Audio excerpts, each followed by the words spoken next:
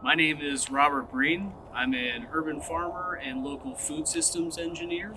I've been practicing CEA, controlled environment agriculture, in Pittsburgh for the past 6 or 7 years, with a longer scope of organic and permaculture farming for pushing 13 years at this point. Can you please describe what CEA is and what hydroponics is? Yeah. So CEA stands for Controlled Environment Agriculture. It's essentially the practice of growing fresh produce in a controlled environment.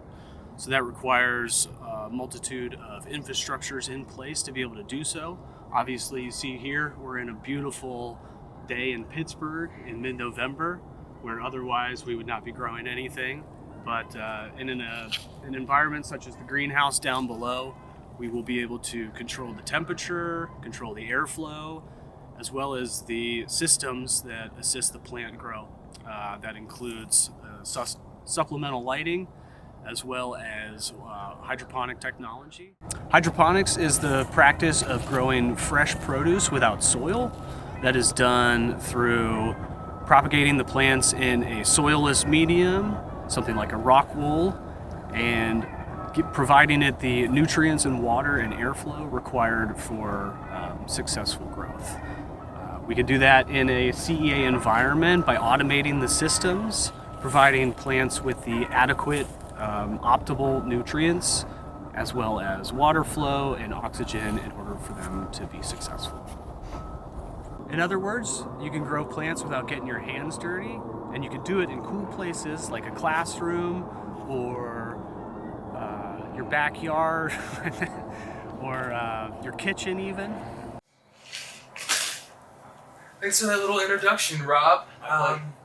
Can you tell us a little bit about the structure that we're in? Yeah, so we're sitting in a 1,500 square foot hoop house.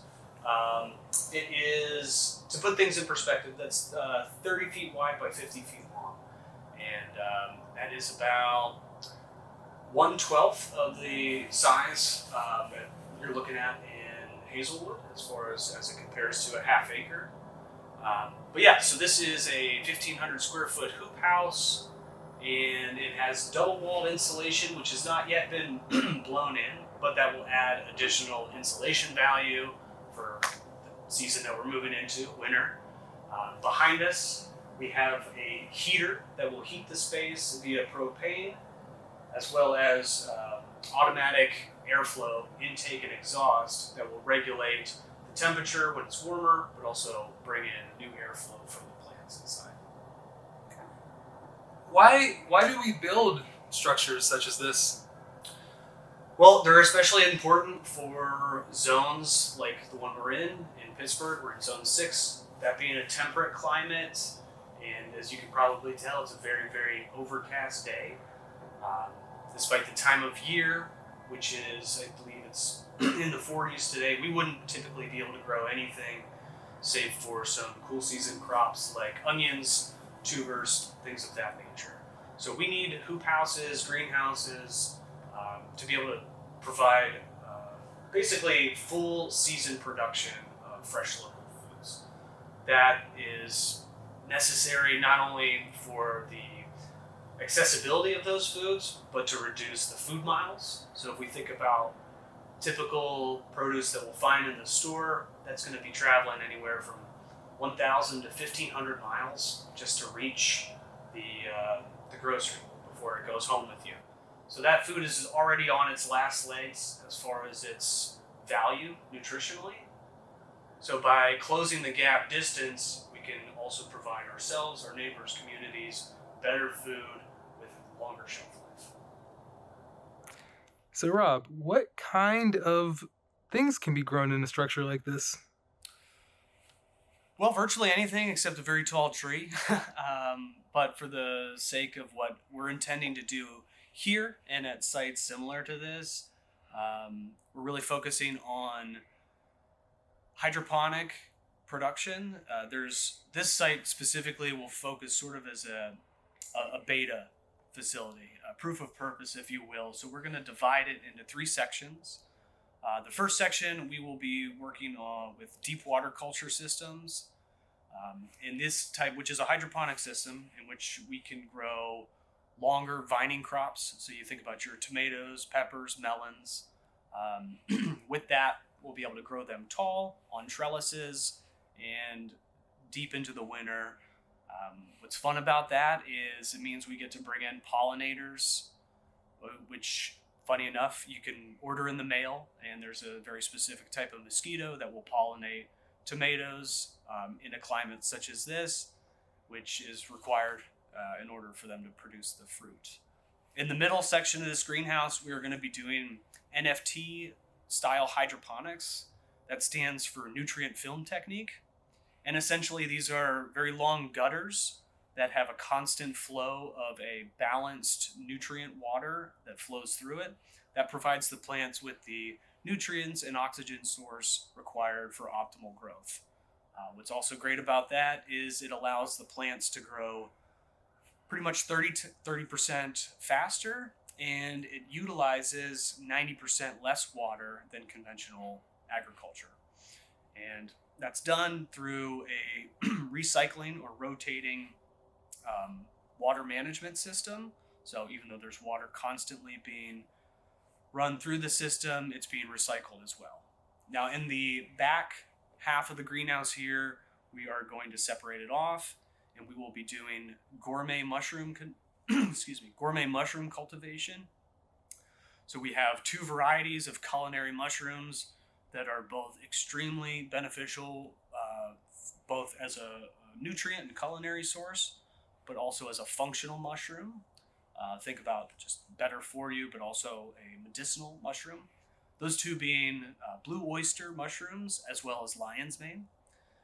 So what we'll be doing in the back is essentially fogging that back third of the room, providing the mushrooms the optimal conditions for them to fruit. And the great thing about that crop specifically is it requires very little inputs. We don't have to run a lot of electricity or lighting in order to get a high yield out of them. So, Rob, how much produce can come from a greenhouse like this? Well, if we dedicate this space alone to just growing, say, salad greens, for instance, what we would be producing would be about 250 to 300 heads of loose leaf lettuce every single week. I would say that adds up to approximately 125 to 150 families that we can feed weekly with fresh salad greens. If we were to take the exact same model and apply mushrooms to it, we would probably be producing somewhere in the neighborhood of 200 to 300 pounds of mushrooms every week. So, Rob, can you speak to the benefits, the accessibility that hydroponics provides various communities? I think one of the most important things would be really that it closes the gap within the food system. By that, it really allows for urban production in a multitude of settings to be to provide the infrastructure to grow healthy, fresh food for populations that have denser communities and limited access to fresh foods, fresh marketplaces, and especially in a place like Pittsburgh, which has been designated in many parts as a food desert. Can you speak more to, what does the future look like if this technology is adopted by more? Yeah, I think the greatest impact will be in reduced food costs, primarily through reduction in food miles as a whole. When we are sourcing the majority of our fresh foods from out of state and out of country, we are paying for that food to be shipped here. The impacts are being felt not just in our pocketbook, but on our environment. And at the end of the day, the consumer is left with the lowest grade quality product. So we're not actually benefiting from the fresh food that we're spending too much money on to try to enjoy. So when we can grow it locally, abundantly, and have that connection directly to our communities, we can cut out the food miles, the distributors, and start feeding folks better food immediately. And I think that's the greatest impact at large.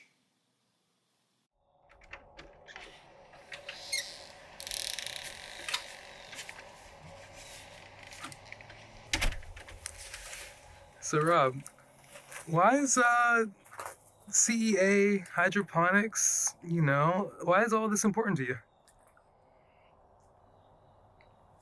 I think to me, the important thing is really bridging that gap between food production and the communities that enjoy it. I've been in agriculture for 13 years, and I know that work as a farmer is extremely difficult. The reason we do it is predominantly to help people, to get people good food, and to bring people together. I think CEA has an opportunity to bring agriculture to urban environments and landscapes, reduce the cost, and increase the accessibility of healthy foods.